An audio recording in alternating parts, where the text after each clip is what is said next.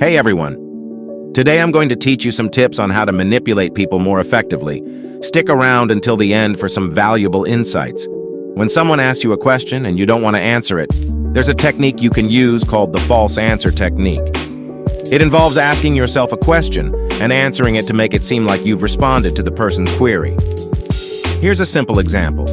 If someone asks me if I cheated on my girlfriend instead of saying yes or no, which could embarrass me if I did cheat, I would say, if you're suggesting that I'm a cheater, I'm not.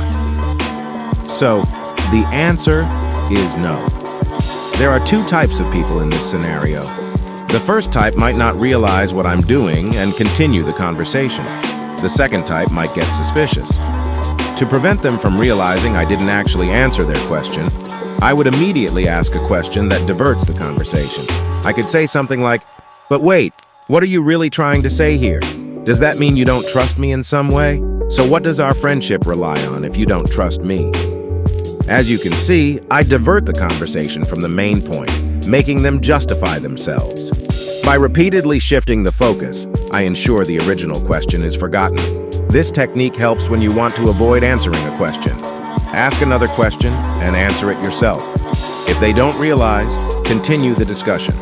If they catch on, redirect with an awkward question. This technique is perfectly legal. Another skill is persuading someone to agree with you. Think of it as a secret talent. For example, if you want your friend to see a movie with you, you can use a mind trick. First, make your friend an offer that benefits them. Tell them it's a fantastic film they'll love and won't want to miss. Focus on the good stuff like the thrilling plot, the awesome actors, and that it's the latest blockbuster. Even though great movies have flaws, like being a bit long or at a distant theater, don't dwell on these. Mention them briefly, and then go back to highlighting how amazing the movie is. By emphasizing the positives and briefly noting the negatives, you're making your friend more likely to agree with you. It's like they're falling into a friendly trap that feels good. Most people don't realize they can do this, but it's a bit like a hidden superpower. Marketing experts use this technique all the time. For instance, have you ever seen a chocolate advertisement showing a price drop? It looks like a sweet deal, but if you look closely, the weight of the chocolate has also been reduced. So you're not getting as much chocolate as before for that lower price.